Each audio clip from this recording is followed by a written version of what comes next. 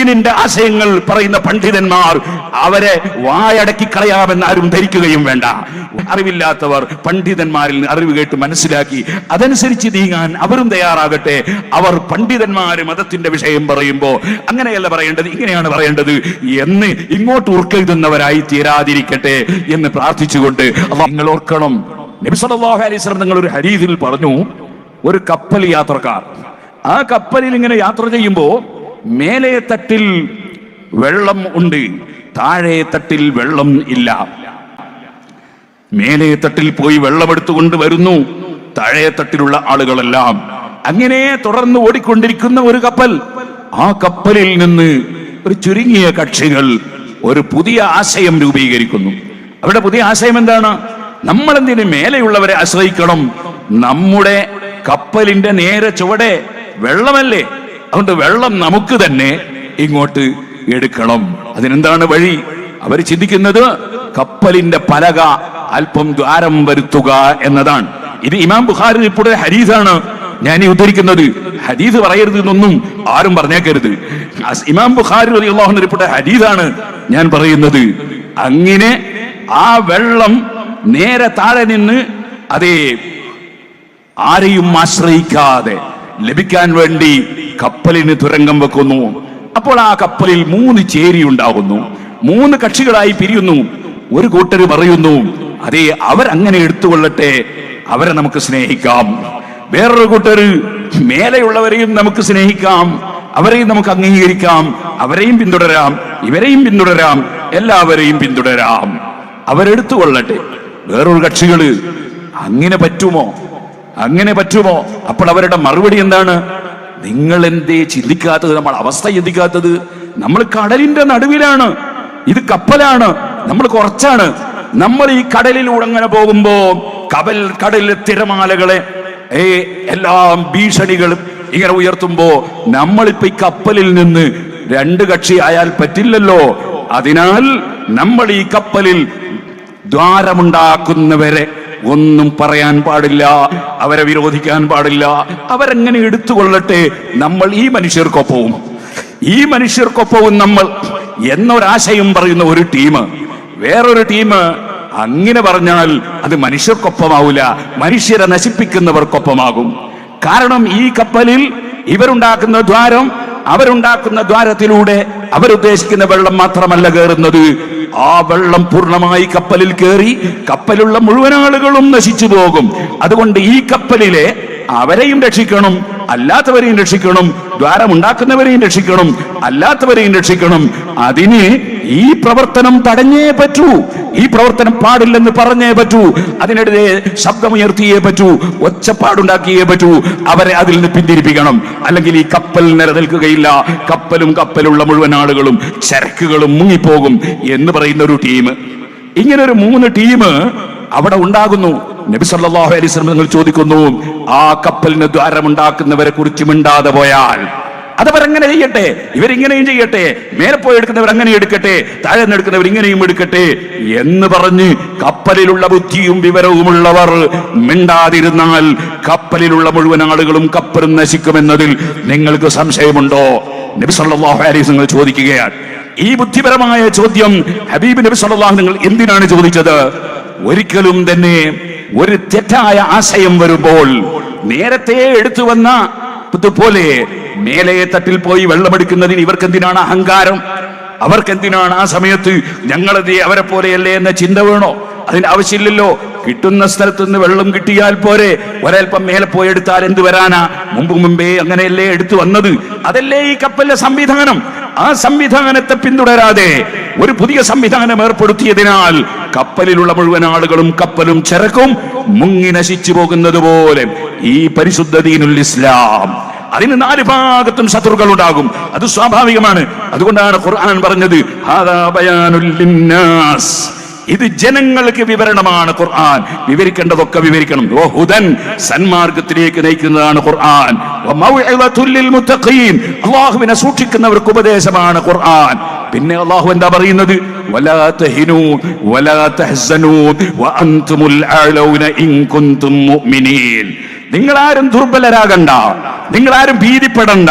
അങ്ങനെ ഈമാനുള്ള മുഅ്മിനീങ്ങളെ ഭീതിപ്പെടുത്തി ദീനിന്റെ ആശയങ്ങൾ പറയുന്ന പണ്ഡിതന്മാർ അവരെ വായടക്കി കളയാമെന്ന് ആരും ധരിക്കുകയും വേണ്ട.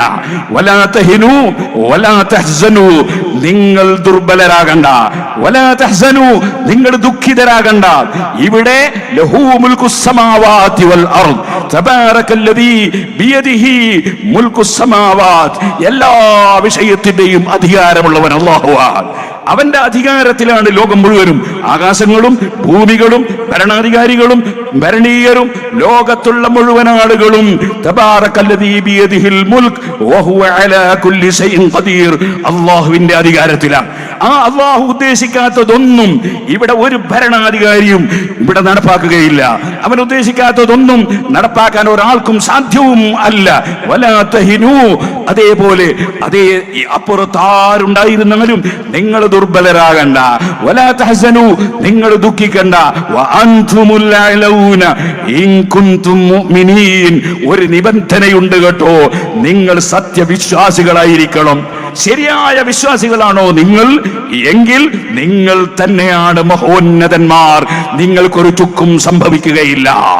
നമ്മുടെ ഈമാനിനെ വിറ്റ് ഇസ്ലാമിനെ വിറ്റ് മതം എന്തായാലും തിരക്കേടില്ല, മതത്തിൽ എന്തായാലും തിരക്കേടില്ല എന്ന ഒരു പുതിയ ആശയം രൂപീകരിച്ച് ആളുകളെ പറഞ്ഞിങ്ങനെ അതാ തിരമാലയുണ്ട് എന്ന് പറഞ്ഞ് പേടിപ്പിച്ച് ഈ ദീനിന്റെ ഹക്കായ ആശയങ്ങളെ, മുൻഗാമികളായ അയിമ്മത്ത് പഠിപ്പിച്ച ആശയങ്ങളെ, ഹബീബ് നബി സല്ലല്ലാഹു അലൈഹി വസല്ലം പഠിപ്പിച്ച ആശയങ്ങളെ, ഖുർആൻ പഠിപ്പിച്ച ആശയങ്ങളെ അത് കുഴിച്ചു മൂടാൻ ഒരിക്കലും തന്നെ പണ്ഡിതന്മാർ അനുവദിക്കുകയില്ല. അത് പണ്ഡിതന്മാരുടെ ഡ്യൂട്ടി അവർ നിർവഹിച്ചുകൊണ്ടേയിരിക്കും. ഈ ഒരു ബോധം നമുക്കുണ്ടാകണം. ഞാൻ ആദ്യത്തിൽ പറഞ്ഞതുപോലെ അൽ മുസ്ലിം, ഒരു പരിപൂർണ മുസ്ലിം, മൻ സലിമൻ നാസ്, സർവ്വ ജനങ്ങളും സുരക്ഷിതരാണ്. മിൻ ലിസാനിഹി, അവന്റെ നാവിൽ നിന്ന് സുരക്ഷിതരാണ്. വയദിഹി, അവരെ കയ്യിൽ നിന്ന് സുരക്ഷിതരാണ്. അവരുടെ കൈ കൊണ്ടൊരു മനുഷ്യരെയും ആക്രമിക്കില്ല. ഒരു പരിപൂർണ മുസ്ലിം അവന്റെ നാവ് കൊണ്ട് ഒരാളെയും ചീത്ത വിളിക്കില്ല, ഒരാളെയും നിസ്സാരപ്പെടുത്തൂല. എന്തിനധികം പറയണം, ഖുർആൻ പഠിപ്പിച്ച ആശയം കണ്ടില്ലേ? ലാ തസുബ്ബുല്ലദീന യദ്ഊന മിൻ ദൂനില്ലാഹി ഫയസുബ്ബുല്ലാഹ അദ്വൻ ബിഗൈരി ഇൽം, അല്ലാഹുവിനെ മാത്രമേ ആരാധിക്കാവൂ എന്ന ആശയം പറയുന്ന നിങ്ങൾ അന്യമതസ്ഥർ ആരാധിക്കുന്ന ആരാധ്യ വസ്തുക്കളെ തെറി പറയാൻ പാടില്ല, ചീത്ത വിളിക്കാൻ പാടില്ല, നിന്ദിച്ച് സംസാരിക്കാൻ പാടില്ല. അങ്ങനെ വരുമ്പോൾ വിവരമില്ലാത്തവർ നിങ്ങൾ ആരാധിക്കുന്ന അള്ളാഹുവിനെ തിരിച്ചും ചീത്ത പറഞ്ഞ് അവിടെ പ്രകോപനമുണ്ടാകും, അവിടെ സംഘട്ടനമുണ്ടാകും. അതൊരിക്കലും മുസ്ലിങ്ങളായ നിങ്ങളുടെ ഭാഗത്ത് നിന്നുണ്ടാകാൻ പാടില്ല. നിങ്ങൾ പ്രകോപിതരാകാൻ പാടില്ല, പ്രകോപിപ്പിക്കുന്നവരാകാൻ പാടില്ല. നിങ്ങൾ സ്വീകരിക്കേണ്ട നയം ഏതാണ്? ചിലപ്പോൾ ഇങ്ങോട്ട് ആക്രമിച്ചു എന്ന് വരും. നിങ്ങൾ സ്വീകരിക്കേണ്ട നയം ഏതാണ്? ഖുർആനിൽ പഠിപ്പിക്കുകയാണ്, അതെ, നന്മ കൊണ്ട് തിന്മയെ ഉപരോധിക്കുക. തിന്മക്ക് തിന്മയല്ല പകരം, മറിച്ച് ഏറ്റവും നല്ല മാർഗം സ്വീകരിച്ച് നന്മ കൊണ്ട് തിന്മയെ ഉപരോധിക്കുക. അപ്പോഴെന്ത് ലഭിക്കും?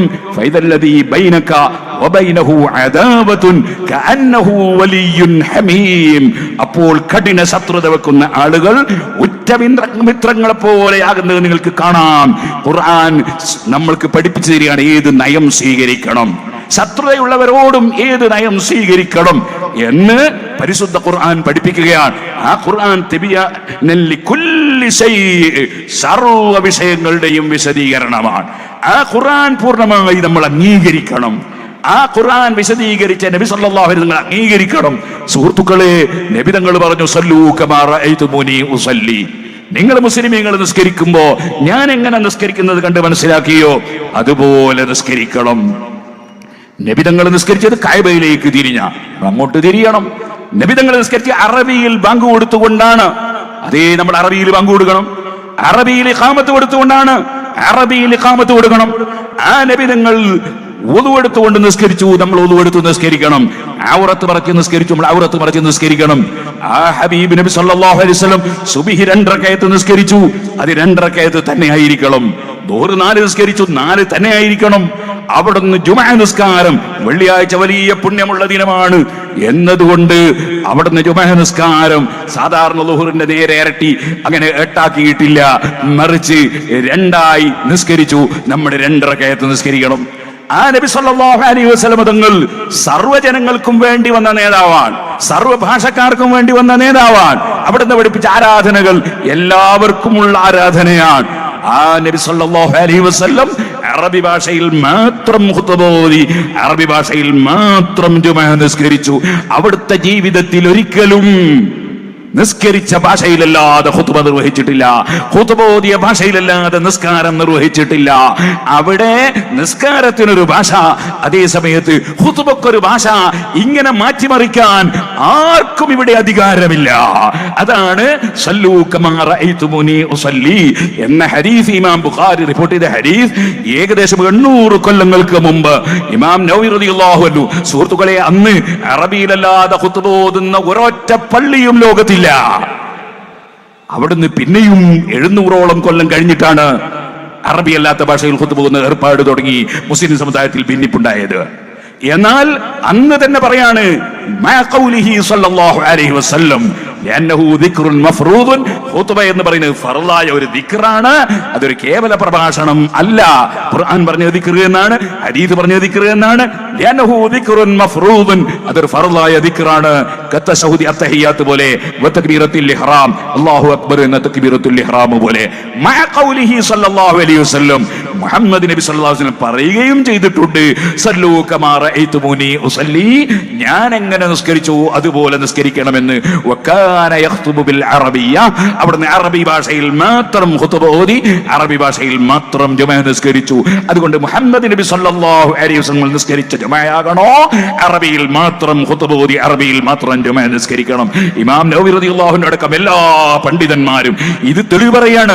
ആ ഇമാം നവവിക്ക് കാര്യം തിരിഞ്ഞില്ല, അതേ ഇമാം റാഫിക്ക് കാര്യം മനസ്സിലായില്ല, സൈനുദ്ദീൻ മഖ്ദൂമിന് മനസ്സിലായില്ല, ഇബ്നു ഹജർ അൽ ഹൈതമി നിങ്ങൾക്ക് മനസ്സിലായില്ല, ഇബ്നു ഹജർ അൽ അസ്ഖലാനിക്ക് മനസ്സിലായില്ല, മുൻഗാമികൾക്കൊന്നും മനസ്സിലായില്ല, അവരൊക്കെ വിവരം കെട്ടവരാണ് എന്ന് പറഞ്ഞുകൊണ്ട് നടന്നാൽ വകൂനൂ മഅസ് സാദിഖീൻ എന്ന് ഖുർആൻ പറഞ്ഞ സത്യവാന്മാരുടെ കൂടെ ആകാൻ കഴിയില്ല, പഴച്ചുപോയവരുടെ കൂടെയായി പോകും. അള്ളാഹു അതിൽ നിന്ന് മുഴുവൻ സമുദായത്തെയും കാത്തു രക്ഷിക്കുമാറാകട്ടെ.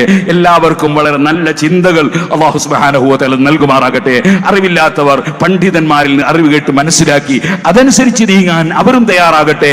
അവർ പണ്ഡിതന്മാര് മതത്തിന്റെ വിഷയം പറയുമ്പോ അങ്ങനെയല്ല പറയേണ്ടത്, ഇങ്ങനെയാണ് പറയേണ്ടത് എന്ന് ഇങ്ങോട്ട് ഉറുക്കെഴുതുന്നവരായി തീരാതിരിക്കട്ടെ എന്ന് പ്രാർത്ഥിച്ചുകൊണ്ട് അല്ലാഹു സുബ്ഹാനഹു വ തആല മഹാനായ ശൈഖുനാ ഉസ്താദ് അവറുകൾ അടക്കം നമ്മുടെ സർവ്വ ആലിമീങ്ങൾക്കും സർവ്വ സാദാത്തുക്കൾക്കും സർവ്വ മഹാന്മാർക്കും പ്രവർത്തകർക്കും സഹായികൾക്കും സഹകാരികൾക്കും ഇതിനുവേണ്ടി അധ്വാനിച്ചവർക്കും പ്രവർത്തിച്ചവർക്കും ഈ ജാഥ ആരംഭിക്കുന്ന സമയത്ത് ഉള്ളാൾ മഖ്ബറയിൽ സിയാറത്തിന് വരെ എത്തിച്ചേർന്നവരും അതിനെ സഹായിച്ചവരും സഹകരിച്ചവരും നമ്മുടെ സദഖ ഫണ്ടിൽ വലിയ സംഭാവനകൾ കൊടുത്തുകൊണ്ടിരിക്കുന്നവർക്കും ഇനിയും ഇൻഷാ അല്ലാഹ് നമ്മുടെ ഈ പരിപാടിയുമായി മുന്നോട്ട് പോകുമ്പോൾ സജീവമായി രംഗത്തുണ്ടാകുന്നവർക്കും എല്ലാവർക്കും അല്ലാഹു എല്ലാ നന്മകളും വർദ്ധിപ്പിക്കുമാറാകട്ടെ. വളരെ സൗഹാർദ്ദത്തിലും സഹകരണത്തിലും പഴയ കാലത്തുള്ള നമ്മുടെ പണ്ഡിതന്മാർ നമുക്ക് കാണിച്ചു തന്നതുപോലെ മറ്റു സമുദായങ്ങളോട് അങ്ങേയറ്റത്തെ സൗഹാർദ്ദത്തിലും സഹകരണത്തിലും ജീവിക്കുന്നതോടുകൂടി അവർ കാണിച്ചു തന്ന മാതൃക പിൻവെച്ച് ജീവിക്കാൻ എല്ലാ മുസ്ലിമീങ്ങൾക്കും അല്ലാഹു തൗഫീഖ് നൽകുമാറാകട്ടെ എന്ന് ദുആ ചെയ്തുകൊണ്ട് ഞാൻ എൻ്റെ വാക്കുകൾ അവസാനിപ്പിക്കുന്നു. വആഖിറു ദഅവാനാ അൽഹംദുലില്ലാഹി റബ്ബിൽ ആലമീൻ. അസ്സലാമു അലൈക്കും വറഹ്മത്തുള്ളാഹി വബറകാതുഹു.